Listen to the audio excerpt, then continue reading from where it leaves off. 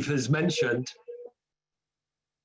it isn't quite as advanced as Steve mentioned, and it's still progressing, and it still feels to some extent at a relatively early stage. Has been massively assisted. In fact, wouldn't have been able to proceed at all if it wasn't for the extraordinary work of the Walter Rodney Foundation based in Atlanta, and the archive which they set up and which the family set up, which is also in Atlanta. So a lot of the work that I've done was based in that archive. So just to give a very brief overview, born in 1942 in the politicizing environment in colonial British Guyana, occupied by the British, who in the 1950s, as many of us will know, began to offer some begrudging reforms and self-government.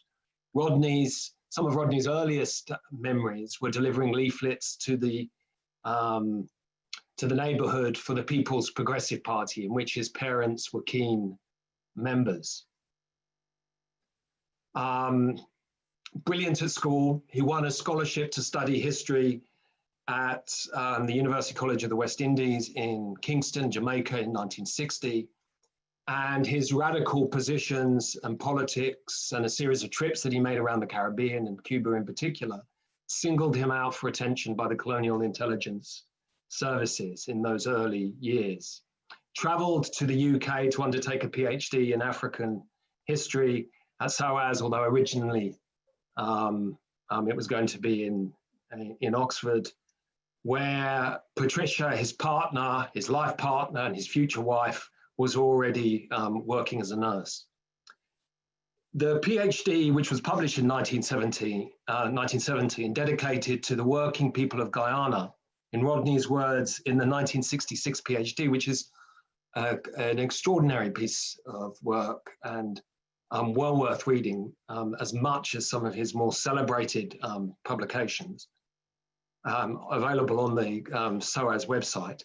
But he dedicated it in 66. In choosing Africa, I quote, "As a field of study, I have been inspired by the masses of the West Indies, who also supplied most of the finances via the University of the West Indies."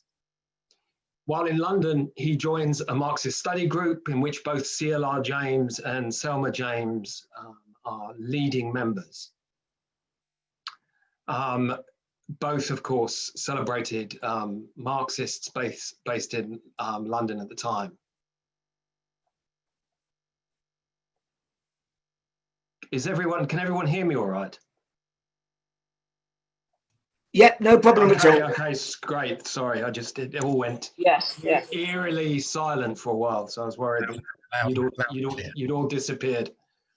So what is notable throughout this extraordinary period, and even from this relatively early period, is the incredible rigor of thought and analysis in Rodney's work. Never a shortcut, everything in front of him, every source read across all political traditions. This is brilliantly put by Jesse Benjamin, the Atlanta-based Walter Rodney scholar. And he explains how real and urgent his search for truth and answers was, but also how undoctrinaire and creative he was in his thinking, studying thoroughly the deep historical roots of each place, and then the process of decolonizing our thinking sufficiently to the task of liberation. He mentions his interest in physics. He reads about the natural world and the environment. He went wherever the question and the issues took him, and he was always independent in his thought, a point which I'll come back to. Reading the original texts and forming his own analysis in the process, never skipping steps as a scholar, meticulous in his language and his argument. So a fantastic statement clarifying, I think, his incredible rigor and approach to scholarship and study. Students in Tanzania complained to him about the process of footnoting and referencing, and Rodney, as a teacher, was absolutely clear that this was a procedure that they had to follow. They had to learn the rules of engagement, partly to combat an enemy. Never miss a stage. In his PhD book, The History of the Upper Guinea Coast that I briefly mentioned, a very important piece of work, even though he was slightly critical of it in 1975 in that famous interview that he gave. You already get this great attention to detail and willingness that Jesse Benjamin refers to, taking on authority figures in African history while constructing from source material misconceptions, errors in the prevailing historical narrative. The family moved to Tanzania, firstly in 1966, fresh from finishing his PhD.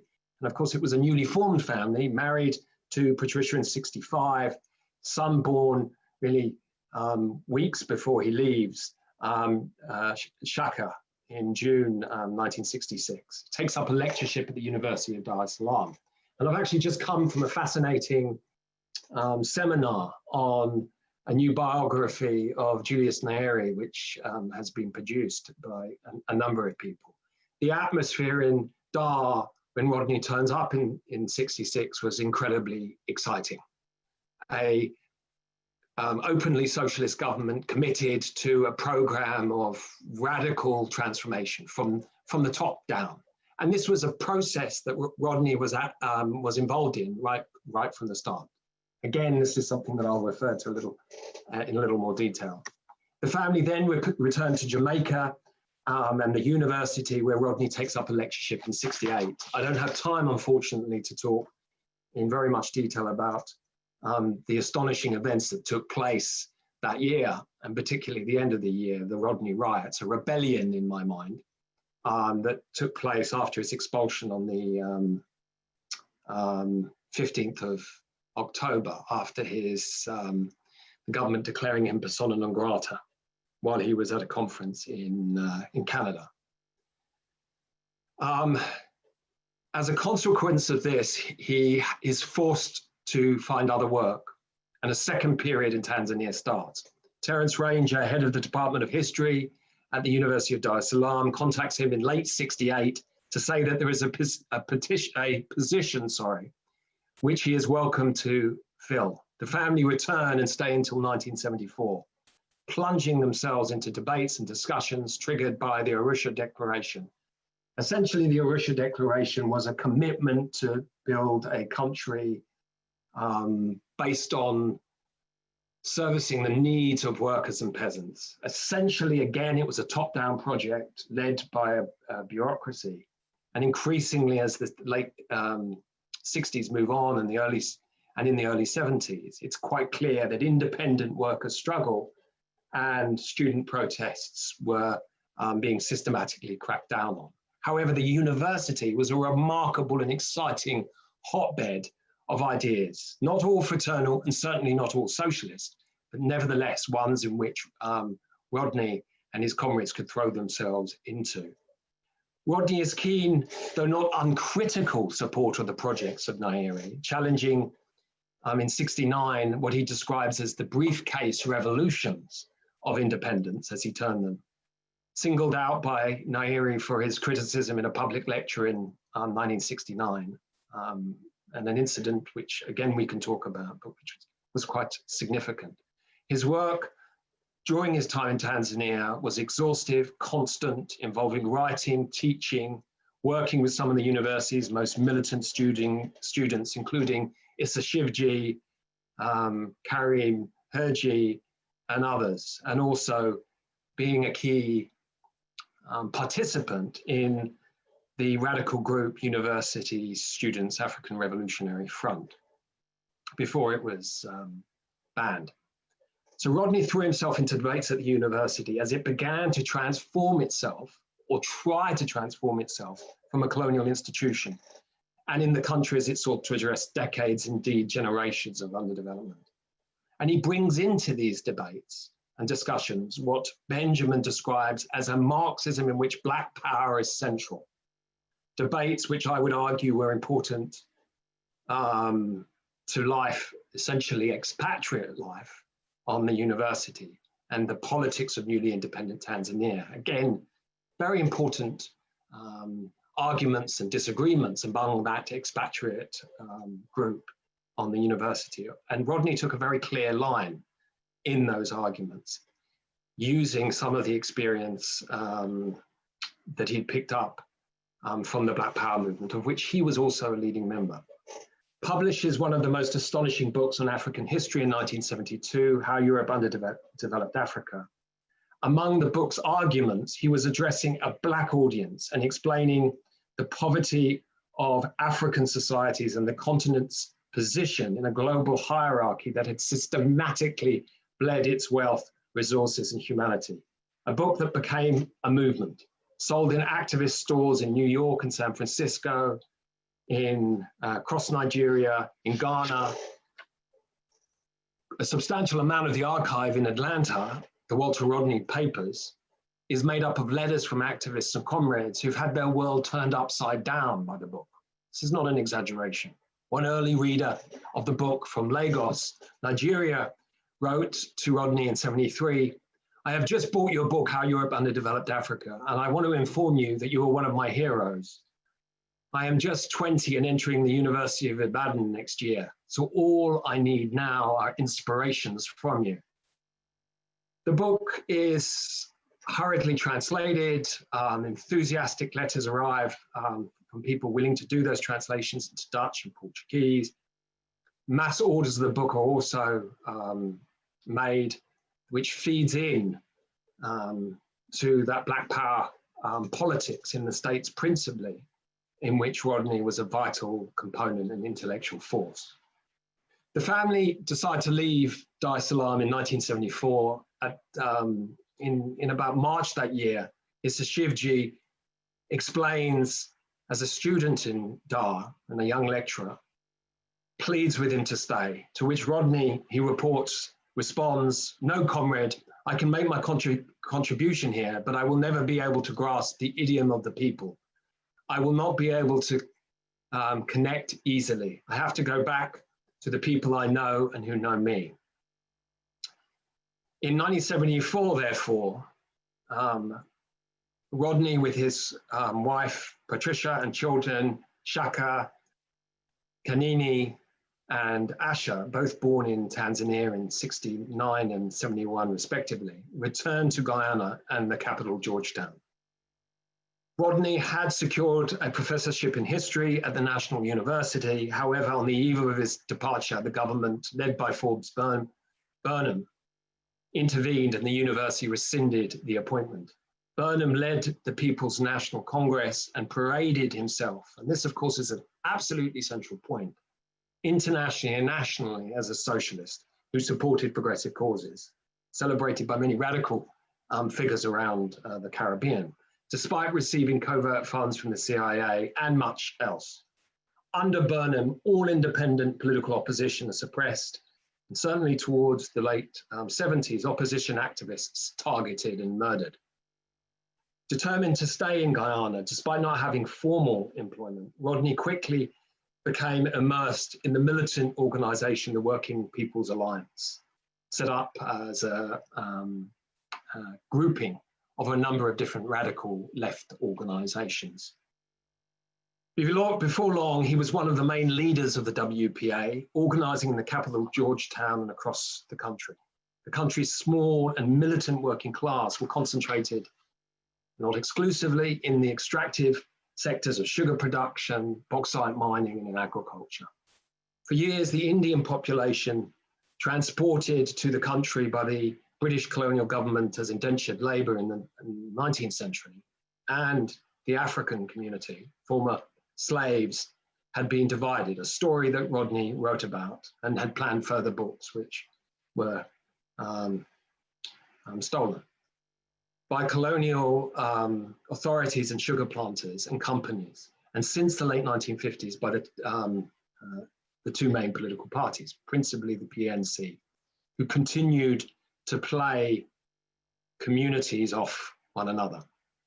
As a leading member of the WPA, Rodney sought to bring these two groups together and achieved considerable success in doing that.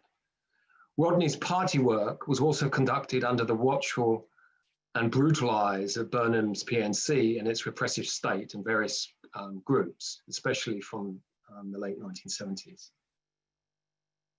So he emerges quite quickly after 1974 as a leading figure in the party and involves himself in every aspect of the party's work, delivering messages, recruiting workers, producing party propaganda, and speaking at an exhausting number of meetings.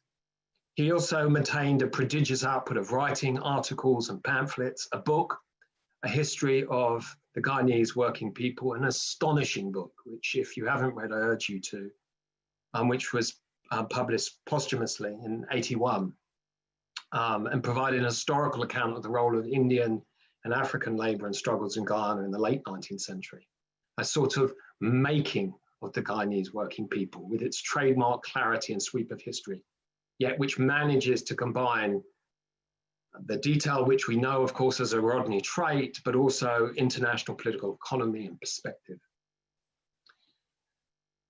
Yet Rodney and his family also faced a financial bind of severe and punishing circumstances. He was essentially without a regular salary, so to pay for his work as a political organizer in Guyana and his family's new life in the country, he was forced to accept temporary lectureships, seminar invitations, and requests to speak at public events in North America and Europe. Charting his travel schedule in the years after his return home is dizzying and exhausting. Though some of this travel was undertaken for political reasons, he was in huge demand to speak. Some of it, a large and grueling amount, was to a large extent forced on him. During these last years of his life, Rodney was at the height of his power. His capacity for work was extraordinary. One friend in Tanzania, the Tanzanian publisher, Walter Bogoya, recalls, Rodney was a serious person and he seemed to be able to schedule. When it was time to work, it was time to work. And you could be partying next door and Walter would be busy working. This was something in Walter in which I admired a great deal. During these intense years of activism, travel and research, his political involvement in the WPA was focused on the self-organization of the Guyanese working class, along with other activists and members of the party. And I think this is an important part for the next part of this presentation, which I want to discuss in a little detail. Rodney's cautious and critical support for the top-down projects of socialist transformation in Africa were very much a thing of the past in this new involvement. Now, Walter's organizing efforts had shifted resolutely to the struggles from below. There are invaluable signs of this shift in a fascinating trip he made in '78 in Germany, invited by Rainer and Tetzlaff and Peter Locke, two radical lecturers at the University of Hamburg, to teach a course, 100 Years of Development in Africa, between April and June that year. The lectures were recorded and full transcripts were made in '84, including the question and answer sessions with the students. An informal photocopy book was produced and a small number of copies are still in circulation today.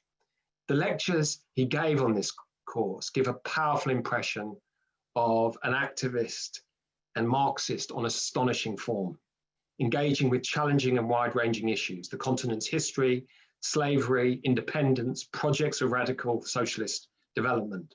Frequently interrupted by students to clarify a point or justify a statement, Rodney deals with complex issues of political economy and Marxist theory with an astonishing sophistication and clarity, never losing patience or his narrative thread. The transcripts and recordings of the lectures in the archive in Atlanta, and that of course is an important point, available in the archive, also give a sense of Rodney's own political development, reflecting on his activism and current work among the working class in Guyana. The lectures are reflective, so he refers back to his experiences in Tanzania and the conclusions that he was drawing on the weaknesses of state socialism and Nyeri's Ujamaa and the Arusha Declaration in particular. To start with, Rodney dispenses with the idea widely held at the time. It may seem an odd notion, but incredibly powerful among radical circles, that the working class in Africa was somehow an aristocracy, in some ways privileged in the post-colonial state. As he explains, in some parts of the ideological justification of the Tanzanian socialism, they come very close to saying that the worker is an exploiter of the peasantry. that the workers are part of the exploiting class, even though the worker earns the minimum wage, even though the worker in the towns and the countrysides were in the vanguard of the struggle against colonialism. Again, the seemingly obvious arguments for us today, there were radical ones that derive directly from, I would argue, the incredibly influential, though not unproblematic work of the Algerian revolutionary Frantz Fanon, in particular, his final book in 1961, The Wretched of the Earth. So in 1978, Rodney argued that this argument was now being advanced, in his words, by the petty bourgeoisie, who were trying to disseminate this idea that workers exploit the countryside. This was a self-serving point that could be used against wage claims and demands, again in his words, for a larger share of the surplus which they produce. These are not abstract arguments in an academic discussions, but justifications that were made in the organization of the Tanzanian state and capitalist and socialist states across the continent for that matter. And Nyerere, the radical president in Tanzania, was fond of making such claims himself. As Rodney explains, if the workers asked for more, the bureaucratic bourgeoisie would reply, "You're getting that at the expense of the peasants." On the role of the state in Tanzania, which Rodney had seen as a possible vehicle for socialist transformation, his attitude had become much more critical. After independence, the so-called official organization of the workers was a farce, a process of co-option by the state. Independent unions were vacuumed up into a state-controlled federation. However, in the strikes and occupations reported by Issa Shivdi in his landmark book, Class Struggles in Tanzania, and noted by Rodney in these lectures, there was a new politics in formation. Reporting on the workerist turn in the factory occupations in early 1970s, in his lectures in Hamburg, Rodney describes, and I quote, "We as workers are capable of running this enterprise more efficiently than the economic bureaucracy. In a direct challenge to the management of companies, workers were making arguments that went beyond their own material interests. They were carrying the class to even higher levels by the fact of posing the question of who should control production." In these struggles from below, celebrated Rodney, learning to some extent and reading Shivji's work, he saw a direct challenge to a state that had declared itself socialist and the possibility of a new society based on that class challenge. Yet there were also serious obstacles, and I quote again, Rodney in the Hamburg lectures, "Even though theoretically the Tanzanian revolution accepted a greater role for workers, when they made an important policy statement in 1973 called the Mwongozo Statement, a charter for workers' rights, the workers themselves tried to implement those rights that were supposedly safeguarded by Mwongozo. As is often occurs in these circumstances, initiatives from above are taken into the hands of those from below. Workers themselves attempted to implement those rights enshrined in the official Mwongozo Charter. Rodney recalls to one of his classes in Hamburg, in one very important instance, workers actually took over a factory, and they didn't take it over from the government. They took it over from a private owner. And they said, we can run this factory, which was a rubber factory, Mount Carmel rubber factory. They locked out the management and they were running the factory. And this caused the greatest excitement and fear on the part of the bureaucracy. Rodney draws the vital and obvious conclusions, as did Tanzania's political elite at the time. As he says, if workers were running one factory, then maybe they can run another and another. And this doesn't look too good for the economic wing of the bureaucracy. The whole rationale of production as a class would disappear if there was workers' control. So they had to move to crush these initiatives. In other words, it made no difference what the complexion of the government's rhetoric had been. The threat of these occupations and the possibilities of real transformation that they contained was the same. The strikes and occupations had to be stamped out. Rejoicing at what the bureaucratic bourgeoisie despised, Rodney goes on to explain to his audience, as he says, what in English we call wildcat strikes, are not strikes which the union initiates, but strikes which come from below. The workers themselves decide on direct action. The unorganized strike, not prearranged by trade union leaders, become the center of Rodney's focus in these reflections. It was not simply a strike, but rather what the strike portends, out of the action, away from the immediate material interests of the workers themselves, were the seeds of another society in power. Yet these strikes raised important political questions and organizational issues and posed an uncomfortable dichotomy. So the organized working class and the strategy of organizing workers was central, but conversely, the action of unorganized workers and their spontaneous protest was vital to a genuine project of transformation. In Hamburg, Rodney was busy thinking through these issues, drawing on his work with the WPA and the shape of political organizing among the working class in Guyana. Rodney argued that some sort of rehash of national liberation, advocated at the time by the ruling party, constantly in the habit actually of trying to recreate or re-radicalize national liberation. TANU in Tanzania, Rodney said, was not enough. So Nyerere, still in power in 78, he left the presidency in 85, had attempted again to revive the politics of liberation, and in Rodney's words, to reassert the liberation movement. And this was a project that Rodney explains was likely to fail. My feeling is that despite all of this rhetoric, TANU has not been transformed.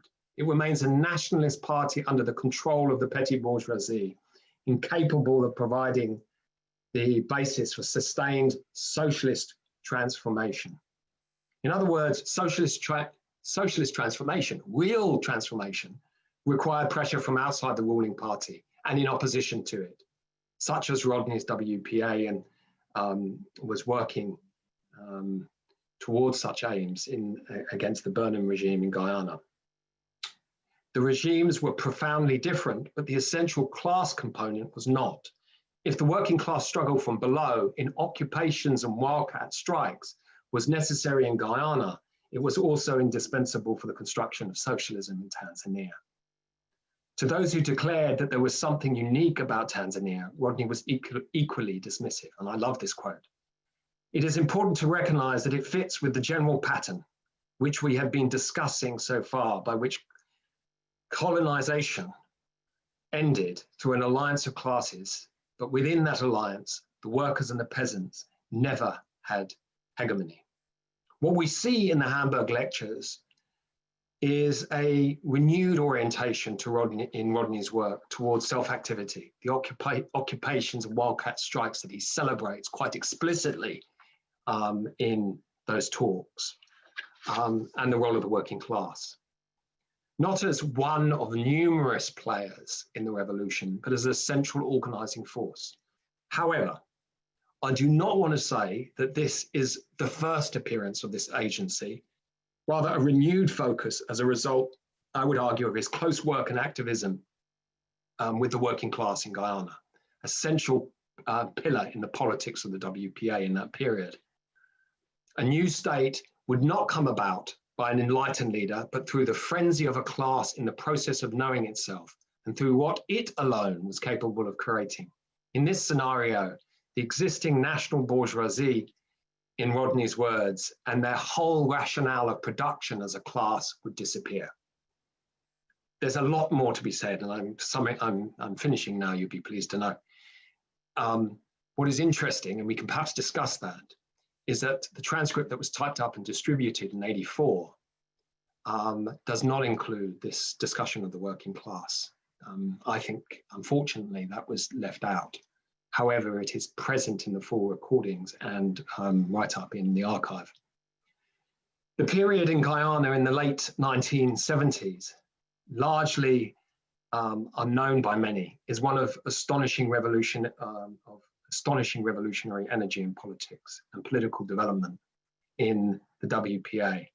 The upturn in the late 70s, in 1979 in particular, in the class struggle, when the WPA, an alliance, a coalition, formally becomes a party, in national strikes and the unity between Indian and African workers offered a glimpse of another world. Tragically, the full development of this politics and its realization with the coordination and leadership of Rodney and the WPA was largely broken. I think CLR James, in the lecture he gives in early '81, had a sense of the historical loss in Rodney's murder. Burnham decided that Rodney must be eliminated. The unity he had helped forge between the Indian and African working class and the struggles he had helped lead was simply too great a threat to his hold on power. Now, I would like to say, as you know, this year marks the 40th anniversary of Walter Rodney's assassination, yet there's still no justice. This is why it is top of the agenda for the Walter Rodney program at the Pluto Education Trust at PET and the Walter Rodney Foundation in Atlanta. And they have issued a call to action by sharing some little known facts, which I've already shared in the chat. And a few of these can be stated. The state and courts have not acknowledged the assassination. The 2016 Commission of Inquiry report has not been acted on. And most shockingly of all, in my opinion, the Rodney family, or his brother, Donald, who was in the car when he was murdered in June 1980, have not received compensation. So this is absolutely urgent. A, to continue Rodney's revolutionary work, of which the foundation and the program are committed, and to demand justice for the Rodney family. So please see how you can get involved. Now, just to conclude, a friend of Walter Rodney in Tanzania, the radical lawyer Joe Kanyawenyi, describes the unique and unusual quality to Rodney's character.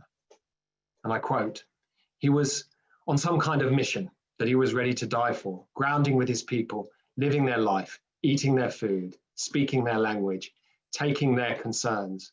His commitment was for the cause of the poor." Rodney's emphasis on the self-activity and self-emancipation of the working class, recorded in his Hamburg lectures, was an important moment in an extraordinary life, brutally taken from his family, his wife, his children, the people of Guyana, and the world. And I'm done. Thank you very much indeed. That was excellent, Leo. Much appreciated, and a lot of food for thought there. I'm now going to ask people to ask questions, and there are two ways you can do this. You can write them in the chat, and I will read them out. Or you can go to at the bottom of your screen, participants, and then you'll find the chance to raise your hand, a little blue button on the side. So if you raise your hand, I will indicate for you to speak. But if you want to, if you want something in the chat, I can read that out. So I have already one question from Leyland. Nice to see you there, Leyland. You mentioned You mentioned the PNC dictatorship and election rigging in the 1970s Guyana. Can you comment on the behaviour of some of Rodney's former WPA comrades, like Rupert Rodney-Ryan, C. Thomas and D. Hines, who earlier this year were involved in an attempt to rig the elections in Guyana?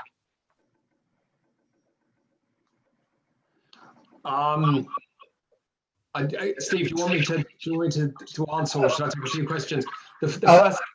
That's one. If you start now, when we get several together, I shall point that out. Yeah.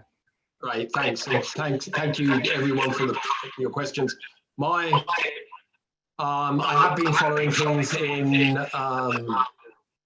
Guyana, but not in a huge amount of detail. And I would say this: that there are other people I know from those who've been listening to the seminar who are in a far better position to answer that question than me. So it's a complete cop-out, but I don't have the answer. Of course, I'm terribly shocked, and I've read some of the posts about this, but I would be interested to know more if anyone does. Fair enough.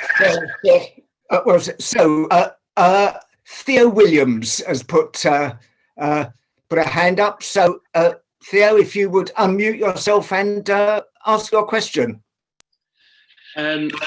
First of all, thank you, Leo. That was a great paper, and I think an important call to action at the end as well.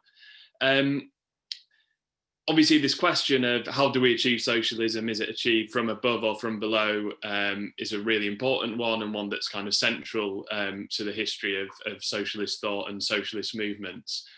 I was just wondering if we know any more about Rodney's conversations with CLR James in the 1960s, and perhaps how formative or not those conversations were for Rodney, because it seems like a lot of what Rodney then goes on to say in the 1970s about workers' self-organisation, socialism from below, were things that CLR James might have also said himself. I mean, you seem to locate the way that Rodney begins to think about those things in the 1970s and his work in Guyana, but I'm just wondering, is it possible that in the back of his mind he's got those conversations with James from the previous decade that's helping him kind of theorize what he's seeing on the ground in Guyana in the 1970s?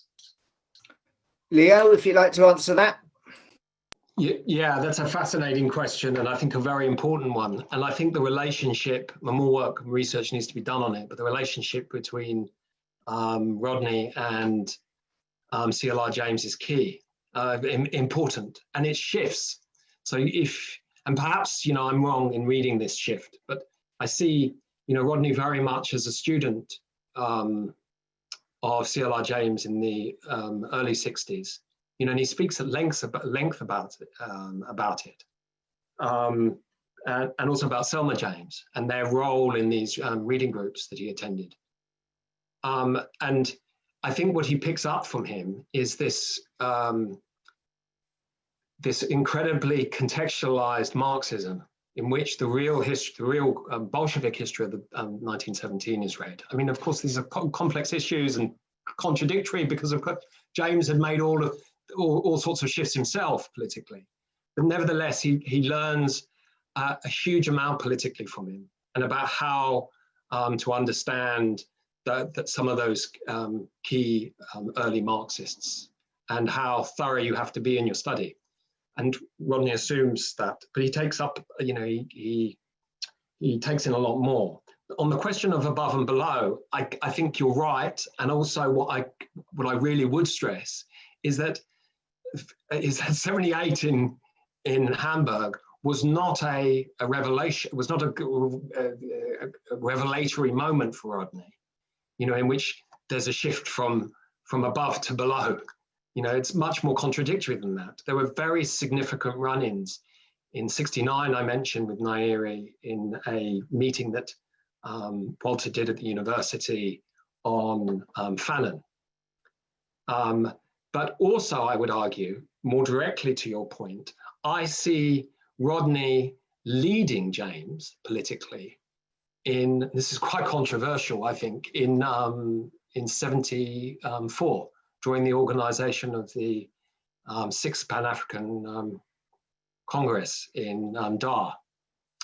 And I think it was Rodney's intervention, for an event which James had been very involved in organizing, which turned the event, really, and which led the cry to those on the left about what this event represented, essentially a gathering of state leaders who would snuff out political opposition in their own countries. And it was Rodney in that debate, in that discussion, you can see it in the correspondence in the archive, that leads directly to a shift that James is then forced to make in terms of that. So it's a complex relationship. But but one that definitely, certainly from the 60s and on, had a big influence. And Rodney, in 75 says, I see James as a role model. Here is a man in his 70s. When I am in my 70s, I want to look like CLR James. I want to be a Marxist and radical. I don't want people to see me walk past in the street and say, that man was once a radical. That man once had something revolutionary to say. So yes, a very important influence. Okay, there are three things that have come up in the chats that you might wish to comment on. Dave Dunkley has asked whether Rodney and Burnham had any kind of relationship. Did they correspond privately? Was there any correspondence between them? Michael speaks of the class, the racial divide in Guyana, and I think I also would be interested in knowing something more about the way that Rodney saw of overcoming those racial divisions and moving class unity from an abstract kind of good idea, if you will, through to practical unity. And finally, Roberta has asked about Rodney's the invitation, which wasn't realised, to visit to Zimbabwe, and how does that fit in with the above-below dialectic, if you will? Okay, if you could comment on those, we'd be most grateful. Thank you. Thanks, Steve. I love these. I love these events. These wide-ranging questions, all of them thrown at a single speaker. You're probably getting inadequate answers. I'll do my best, but please, anyone else chip in. I mean, this is work in progress. I loved Michael's comment about Burnham hating Rodney. That's absolutely true. I mean, it was mutual, but it's, for some time, it's clear that he wanted Rodney dead. And Rodney, of course, had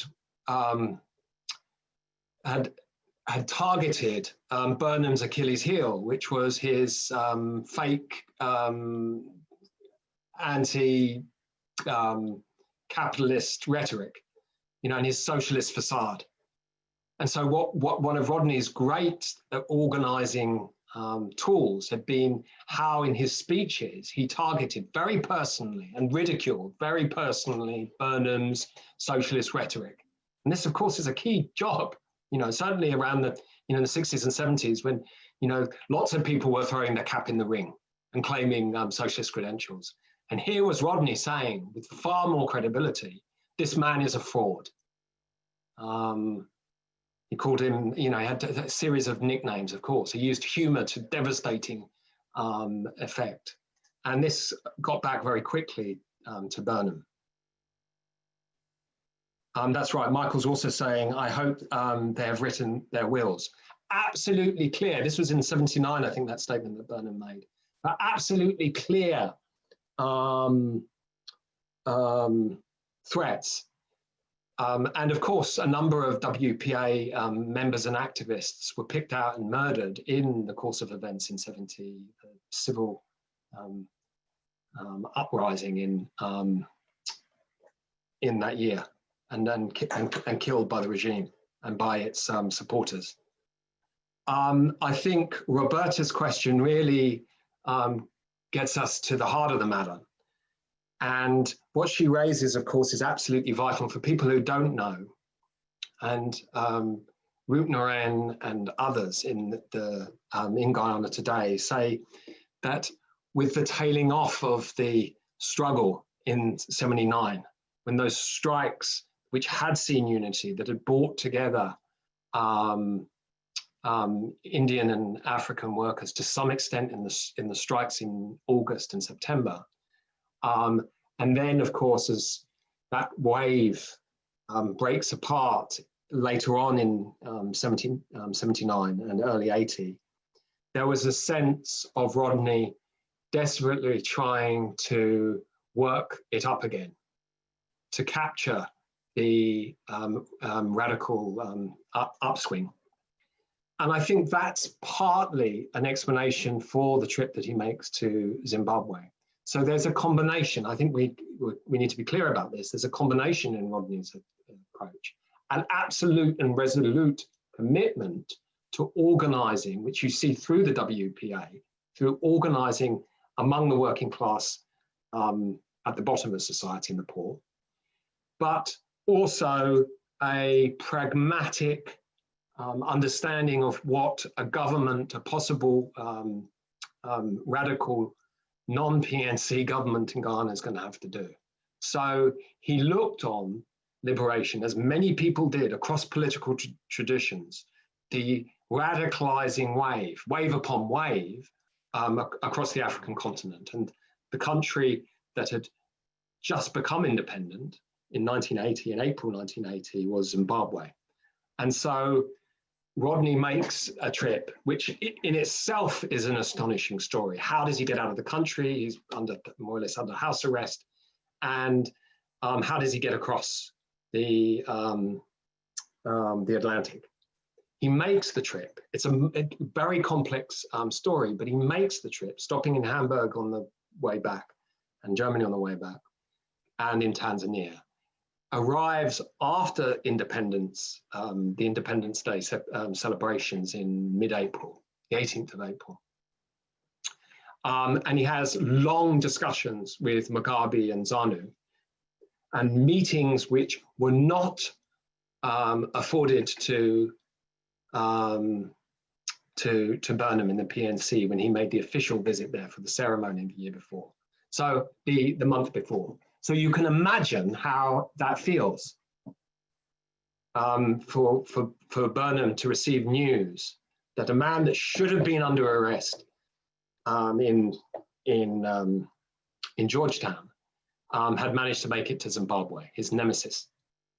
But it raises very important questions about this combination, perhaps, of approaches, this hope in the archetypal radical national liberation project encapsulated by ZANU-PF in 1980, and the sort of self-activity and political organizing from below, of which Rodney and the WPA were firmly committed to from in Guyana. So those are questions which need to be discussed, perhaps in more detail. Yeah, if I could just clarify, please. Leo, I was referring to the offer made by Robert Mugabe to Walter to do a history of Zimbabwe, so that it was Walter's intention to return to Zimbabwe, to do that, to bring the family with him and so forth, right? That's specifically what I was referring to, and how you situate that within what you see as Walter's development along the path of calling for revolution from below. Okay, I'm sorry, Roberta, you're absolutely right. So my feeling is that, and from what I've read, is that partly because of the dead end that Rodney felt that the WPA was in or at least the cul-de-sac that they were confronting with increasing repression, that they needed to also to confront the regime in Guyana with arms. So I think that Rodney's visit to Zimbabwe was also an effort to secure practical support for the armed struggle, which is another element in his Hamburg lectures, in which he discusses Fanin's celebration of the armed struggle. Now, he returns, by all reports, from that visit to Guyana quite demoralized. It seems to me that Mugabe couldn't make him any offer of serious support to a fraternal movement still struggling for its liberation, the other side of the Atlantic. And that the offer of the history of writing a history of Zimbabwe that you've mentioned, Roberta, was to some extent a sop. You know, there was nothing that was going to take Rodney out of, I mean, might well have taken the project, of course, as part of his commitment, of course, to writing African history, but nothing was going to take him out of Guyana. And it wasn't just an offer to write the book, A History of Zimbabwe, but also and Mugabe was canny. I mean, he read, so he knew that, you know, that this would have been a coup if he'd managed it. But it was also an offer for Mugabe to move to Zimbabwe for a time, to write that, to undertake that work. So I think that context is how I read the offer, the invitation that was made during that meeting. You know, he was welcomed like a brother, no doubt, but there was a complexity to that meeting, which I think left Rodney demoralized. There's a whole other story that takes place when he returns via Germany in, you know, as part of that trip. So I hope, Roberta, that answers to some extent your question. Right, I see two hands have been raised. I see Patricia Rodney and I see Christian Hogsburg. So I'll ask both of you, Patricia first, then Christian, to speak. And perhaps you might like to say something to give Leo a little bit of a break to catch his breath. So if the pair of you could speak one after the other, Patricia first, then Christian, please. Thanks everyone for this session. There's just one thing I want to clarify in terms of what Leo just said. The offer was made for Walter and his family to go to Zimbabwe for a year to write the history for several reasons. One, I think that we needed a break. Walter needed a break. He needed to reassess the situation that was taking place in Guyana. The other one was that Walter had worked with Mugabe and the movements in Tanzania. I don't think there was anything about Rodney asking Mugabe about providing support to an armed struggle in Guyana. That's not my understanding. I spoke to Walter the morning before he was killed. He showed me the letter from Mugabe, and he said the family needed a break for several reasons, which we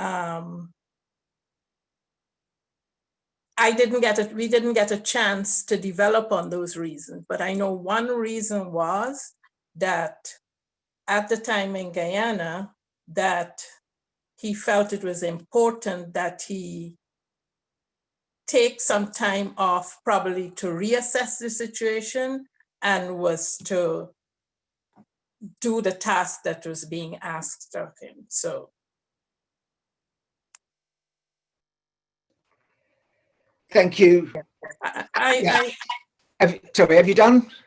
Yeah, I want to say it wasn't a farce. It wasn't an attempt. It wasn't his attempt to just leave. He planned on coming back. We were going for a year to Zimbabwe. Okay, thank you. Thank you very much. Christian now, please. Thanks, Steve. Thanks, Leo. Yeah. I was just going to just kind of come back a little bit to some discussion about CLR James and Walter Rodney, because I think it's really, yeah, it's fascinating, really, yeah, quite important. I think there's a very interesting essay Rodney writes in 1972 in the little book, you know, CLR James's Life and Work, reproduced in there, which if people haven't read it, it's worth reading, I think, because it gives a sense of how Walter Rodney was really, sort of inspired by James's writings in the 30s, in particular, history of Negro revolt, history of Pan-African revolt, and the stress on the kind of working class in there. And then this kind of sense, I suppose, that by the 60s, by the time he's meeting CLR James in London, CLR James at that time is kind of he's not really, he doesn't see the African working class as a kind of labor aristocracy at all, of course, but he does sort of see that it's historically it's not going to be significant. He stresses the peasantry, or he has big hopes still in the sort of Pan-African socialism from above of Nkrumah and the other Pan-Africanist leaders. So it's kind of, I think in a sense, Leo's right. Rodney is in some ways ahead of CLR James at that point, or certainly into the 70s period in particular, in sort of reacting against that and trying to push CLR James to think again about the working class and about that as it emerges. But I just wondered about the issue of the kind of correspondence. I think you might have mentioned some maybe between CLR James and Walter Rodney into the 70s. That would be fascinating to see those kind of dialogue. But I think you're I assume you are essentially right. Although I think CLR James does make this interesting point as well about the question of revolutionary organisation as well with Rodney, in his after Walter Rodney passes, and I think that's also a kind of a telling point CLR has. But I think it's a fascinating relationship between the two of them going into the 70s. And thanks. Yeah. Right, Leo, do you want to come back on that? Just a few things very briefly to say. One, first of all, to say thank you very much to Patricia for the clarification on that, of course. And in light of, and it's a sort of question of course, if Patricia doesn't want to answer it, but it's a question just in general on that moment, whether Rootnaren, who records Rodney returning from those meetings and feeling very demoralized, whether that's, it seems from what you're saying that wasn't really the, that wasn't the feeling at the time.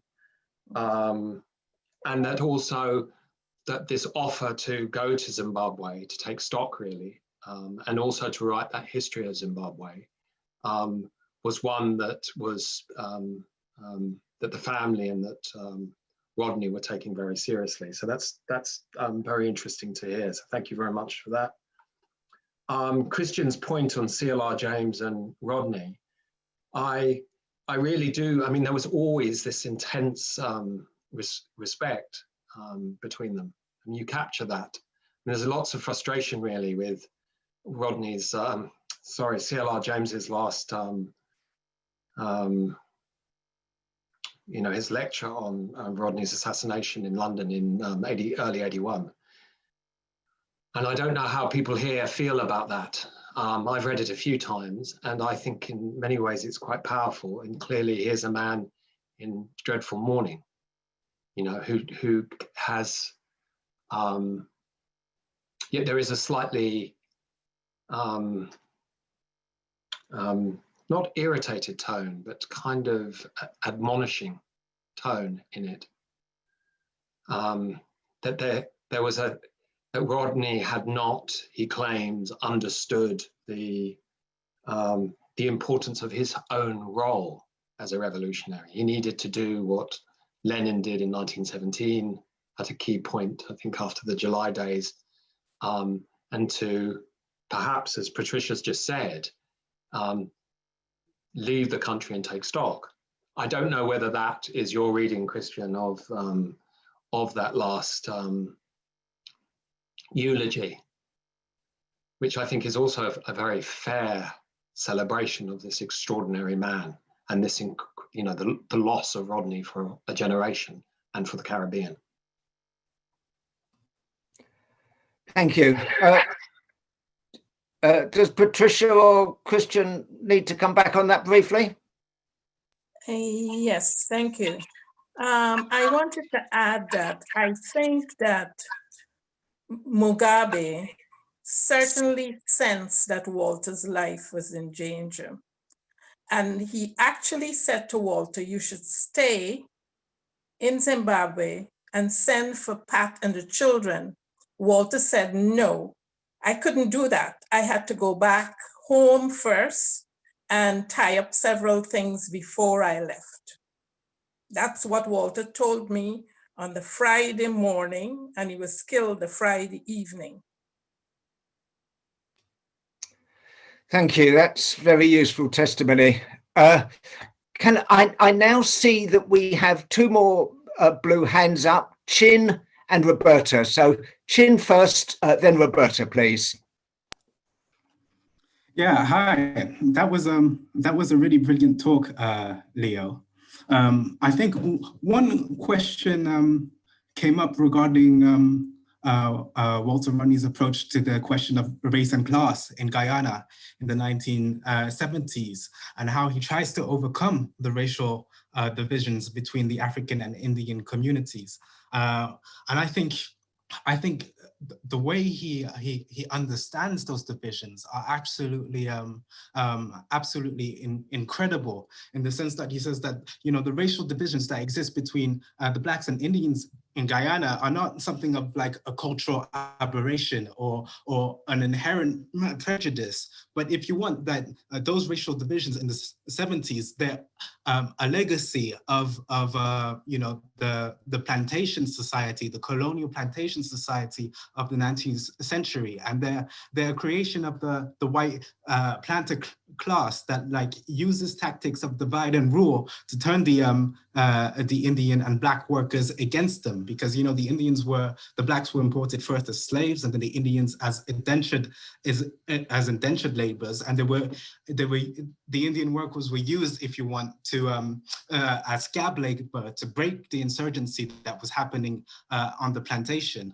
And you know what is incredible in Walter's writing in history, especially in the history of the Guyanese working people or the plantation, is that he gives examples of how this division between the both communities has been overcome through the class struggle. Is that in taking strike action against the colonial government or the white planter class, both African and Indian workers have come to realize their common interests in the process. And in the 1970s, what he's saying is that, you know, we've seen those examples of Black and Indian workers joining again and again. They did so in 1924, they did so in the 1950s. But what I think he's thinking is, how can that unity, you know, not be just something spontaneous, but something that could be unchanged, that could be long lasting? And his solution is that maybe we could do this, you know, through the level of organization. And I think that's a large part of his reasoning behind joining the WPA. It's like, you know, how can we build an organization that can work towards, you know, overcoming the divide, carrying out this anti-racist argument within both communities, and directing that generalized anger of the working class against the Burnham dictatorship. And I think that's, you know, a fascinating legacy of what these body of work and activism. Thank you. Roberta? Yeah, I wanted to add that Walter would never ask someone else to do something that he wasn't prepared to do, which extended very much to his family life, the way in which he supported Pat when she went back to school, the way in which he dealt with his children. You know, that he would literally clean the toilet if that needed to be done. He was in no way saw himself as somehow superior to other people. And I think when he returned from Zimbabwe, what some people saw as his demoralization, I think had little to do with Zimbabwe, but more to do with what he saw as his immediate future in Guyana, and whether or not he could contribute to the political struggle in Guyana. Because I think for his immediate future, he felt that he would either be dead or in prison. And I think there was a tension about, you know, if there were so many people abroad encouraging him to stay abroad, not to return to Guyana or to leave. People were offering to take care of the children and so forth. And I think that set of circumstances and conflict that not many activists are willing to do, to try and strengthen family, to try and strengthen political activism and not see them in conflict with one another. And also, how to come to terms with what he recognized as his importance to the struggle, but at the same time being willing to do the shit work together with other people. And I think that all contributed to the Walter that some of us who were close to him saw in the 1980s and have interpreted in different ways. Pat, I'm so glad you're on this call so that you can clarify some of these issues for us. Thank you very much, Roberta. Right, we're working Leo very hard here, but I'm going to I have ask a question if you have space. So what I'm going to propose that we do is that I'm going to ask Leo to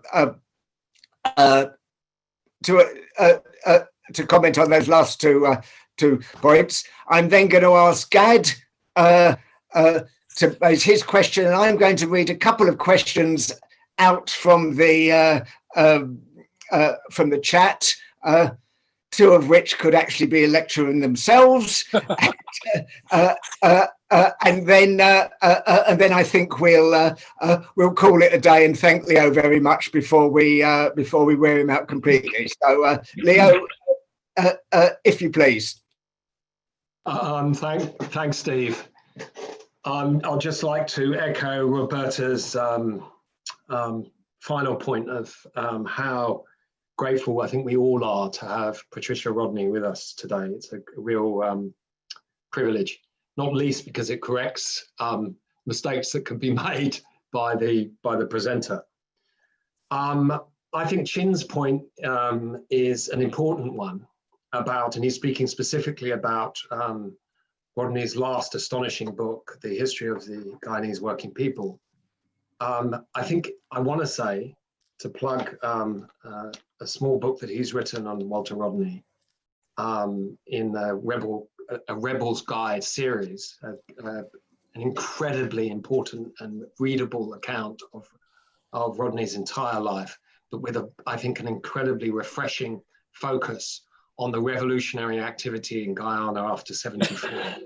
So I don't know, maybe Chin can tell us when that book's going to be out, but that's an important addition. And I'm excited to see it in the bookshelves and in the hands of activists.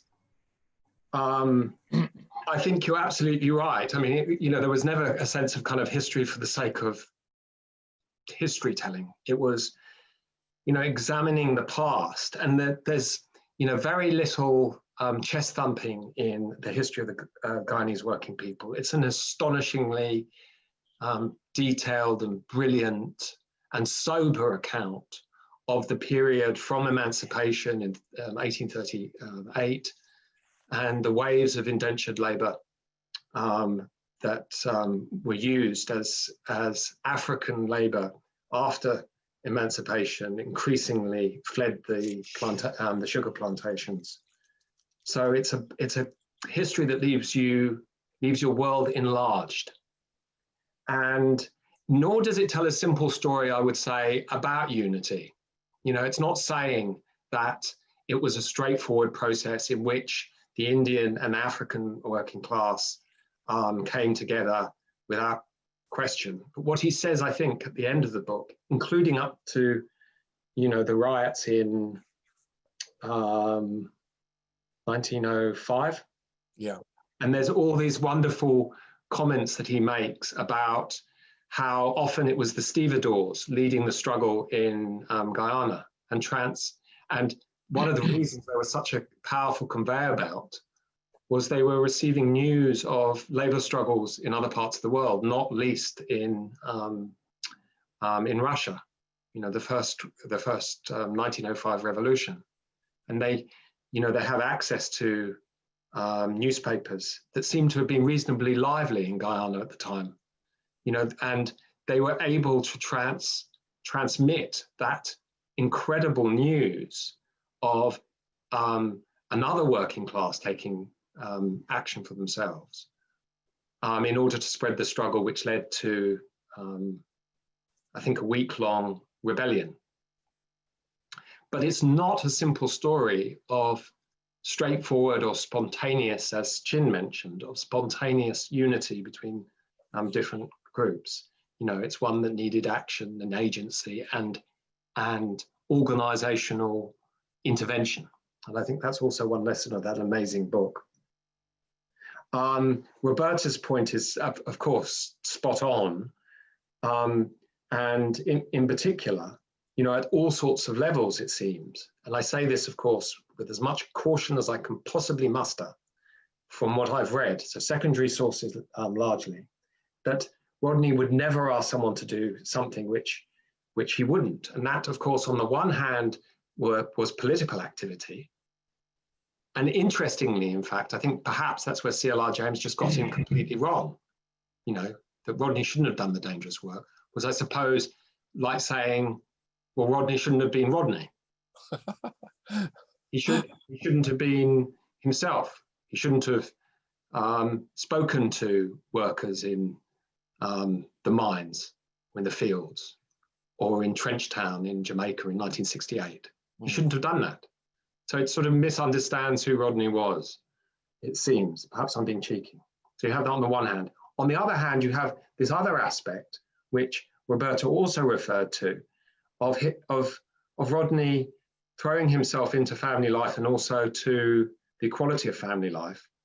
There's these great descriptions of him cooking, you know, being the principal cook in London in the 60s and being a great fan of Chinese food, which, you know, I might be getting wrong, Patricia, but certainly seems, you know, from accounts I've read, you know, a man who saw that domestic arrangement as key to and central to a wider political approach. And those two couldn't be divorced. Thank you. Right, I'm now going to make reference to, as I say, 3 points that are made in the chat. I think each one of them we'll have to invite you back to do a full-term lecture on. But Paul, who I think is actually writing from Jamaica, asks how significant was his time in Kingston and the groundings and his relationship with the students at the University of the West Indies. There's also someone has asked about, and this could take you all evening, his relationship with the ideas of Fanon and Cabral. And Kate Quinn has asked about the relationship with other radical groups in the Caribbean, such as the New Deal movement in Grenada and the ACLM in Antigua. So if you could make some reference to those, as I say, I know they're massive questions. Then I'm going to ask Gad to ask a last question, and then we'll call it a day. So there you go. Well, thank you, comrades, for those questions. I'll try and deal with the first one on the significance of the period in Kingston. I think it was a hugely, immensely significant time.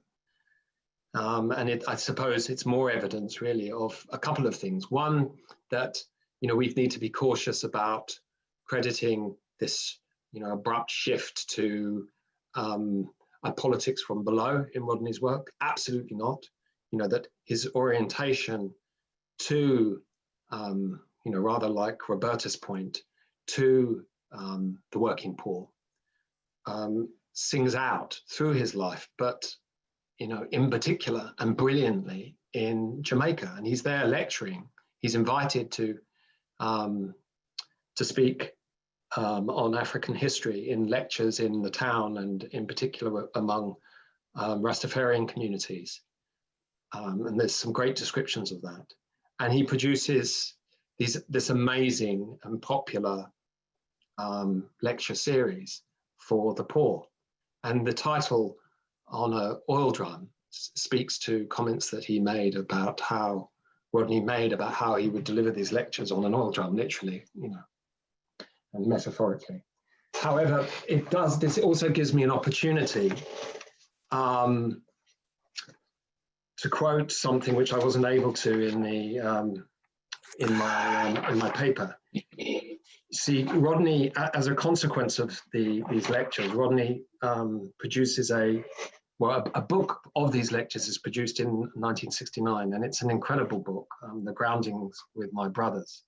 And it's an account of some of these lectures among this community in 1968. And the book is widely read. And in the archive, I came across an astonishing review of it. And it's a very powerful short book, but again, with all the telltale signs of Rodney's historical work and detail. So there was no simplifying of history or simple glorification of African history. It was providing real historical lessons and learning. And in the early 70s, Rodney gets a letter from a librarian, W.E. Gocking, from the University of the West Indies, to Rodney on receiving his PhD book. And he says this: "I leafed through the book and found it to bear the marks of scholarship one would expect. And I offer you my humble congratulations on this happy issue of your researches." He then explains that he was unlikely to read it, but that other people would read it.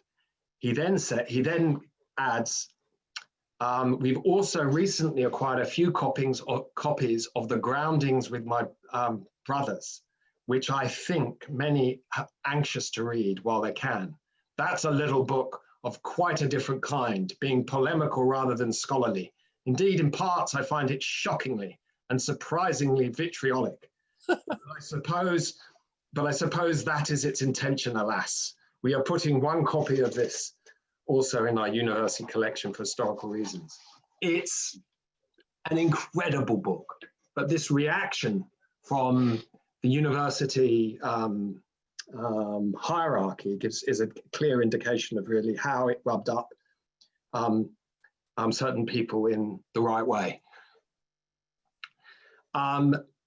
In terms of Fanon and Cabral and Rodney, I would say that Fanon was an influence on Rodney. However, Rodney was a critical and original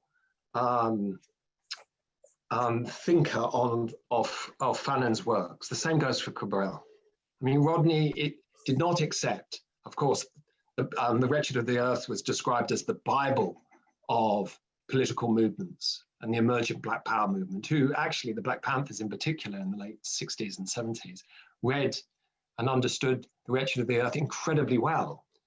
But what Rodney does is he brings some criticism. Rodney's groundings in political economy and Marxism were extremely thorough and impressive. And Fanon never boasted to that same prowess, or was even engaged in that same way. In terms of the new dual movement in Grenada, there was definitely excitement at this radical movement, and there was also hope that this was a regional and radical program that could extend solidarity to a struggling movement and the WPA in Guyana. To my knowledge, and from what I've read, I'm not aware that that came, other than maybe official statements of support. So perhaps I'm getting that wrong as well, but it did seem to me from the account that I've read, that there was some disappointment about the role, about how the New Dual movement didn't respond quite with the same robust support and solidarity that was hoped for. Right, thank you. I have been quite rightly reprimanded for ignoring the question on Rodney's legacy today. So what I'm going to do is I'm going to ask Gad to say what he wants to say, and then in replying to that, I'd asked Leo to finish up by talking about Rodney's legacy today, the relationship with the Black Lives Matters movement, I beg your pardon, and so on. And I think that could possibly be a good way to end our deliberations, to see how Rodney relates to what we might call the way forward. So Gad, and then back to Leo.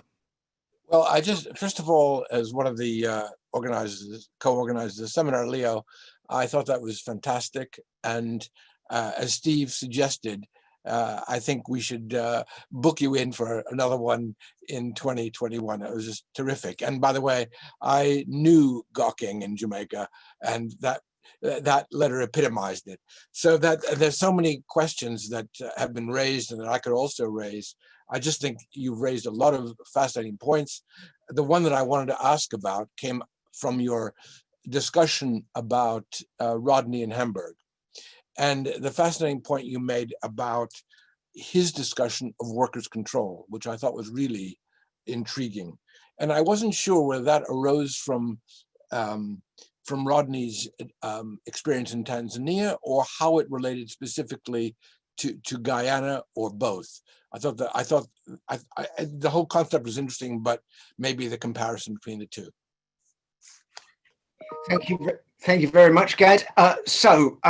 Leo, if you could answer Gad's question and then finish us up with your views of the legacy and perhaps what we might call the way forward.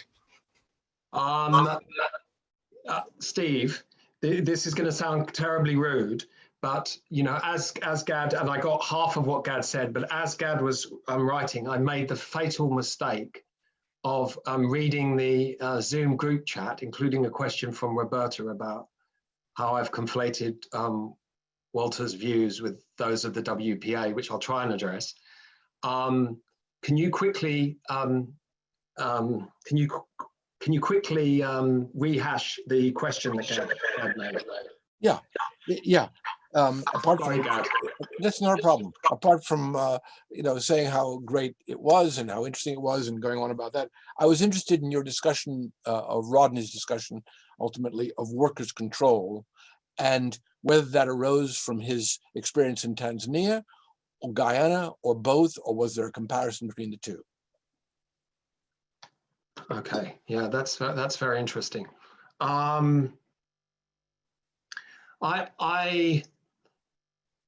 I think I probably put in certainly some of the ways that I'm thinking about it, I put too much emphasis perhaps on the work of Issa Shivji, who was a student of whom, sorry? Of Issa Shivji in Tanzania, who wrote, I think, some groundbreaking books in the early 70s on the class struggle, silent class struggle, sort of long essay, and then class struggle in Tanzania. And I think these books were influential on Rodney. And Rodney at the time, of course, was a comrade in arms with Shivji and others. And I think that book had an impact, but I think it was a combination both of revisiting to a certain extent the time that he'd spent in Tanzania in the light of the involvement in organizing in Guyana. That's one thing. And I think it's also, his astonishing appetite for reading everything that was in front of him, and that he would refuse any simple answer. So, and also never read accounts of important arguments, but read the arguments themselves. So that was important. But, there was an instinct of critical analysis, which beat in Rodney's heart, which would have resonated through those discussions, and his understanding of the role of the bureaucracy in Tanzania. I think also would have seen, that great last point that I made, that Rodney makes, about for all the complexity of difference in these two countries, there were certain major similarities which he was drawing on. You know, one is the role, the subservient and marginalized role of the working poor in both countries, who celebrated, or whose political systems seemed to celebrate socialism and political transformation in their name. He said there can be no substitute for the actual activity and involvement of the poor themselves. And that seems to have rung out loudly in the way that the WPA at that point, a complex and varied organization, and there were disagreements and arguments throughout. Groups left. It was a composite of different organizations in '74, and some of those groups left, including a small leftist and Marxist group. So it wasn't straightforward, and I certainly don't want to give the impression of a single WPA. There were arguments which you can see in statements, policy statements about whether to stand in elections, for example, where there are clear differences of opinion, not least about, you know, the possibility of a government of national unity that I know Chin, who spoke earlier, has strong opinions about. I would say, really, in addition to the point that I've made on the New Dual movement, that there would have been sort of knowing demoralization about the role of Cuba, really. You know, that Cuba, of course, that was a huge influence, nevertheless extended a sort of lazy support for Burnham during that period. Mm.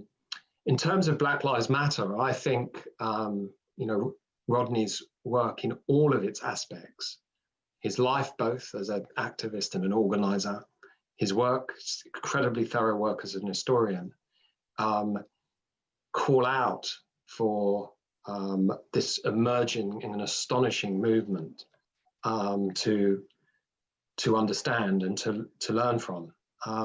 Not least, and we haven't really talked about that, the merging of the politics of Black power that he becomes a proponent of from the Caribbean and his extensive work in America, in seminars, debates, and in that radicalizing campus scene across North America at the time, and how he transports that, I think, creatively and brilliantly to Tanzania and in other areas of his work.